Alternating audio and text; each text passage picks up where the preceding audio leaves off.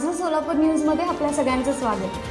कोंडेस तालुका करमाळा येथील 12 वर्षाच्या मुलीवर अत्याचार केल्याने ती मुलगी गरोदर राहिल्याची घटना घडली आहे। याबाबत सागर साबळे वय वर्ष 23 राहणार कोंडेस तालुका करमाळा याच्या विरुद्ध बलात्कार व पोक्सो कायद्याअंतर्गत गुन्हा दाखल करण्यात आला आहे।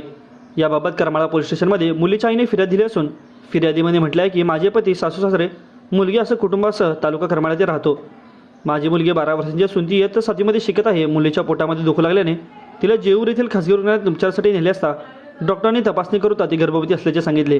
साधारणतः 4 महिन्यापूर्वी नोव्हेंबरमध्ये शेतामध्ये काम करण्यासाठी गेले होते। त्यावेळी मुली घरी एकटी किचनमध्ये भांडी घासत असताना दुपारी 12:30 सुमारास सागर साबळे हा किचनमध्ये आला व त्याने घरी कोण आहे का असे मुलीला विचारले।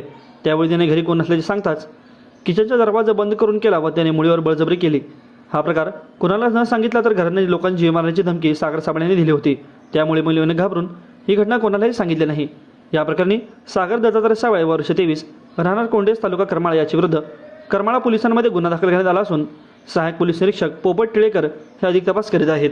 माझं सोलापूर न्यूज या यूट्यूब चॅनलला सबस्क्राईब करा आणि बेल आयकॉन प्रेस करायला विसरू नका।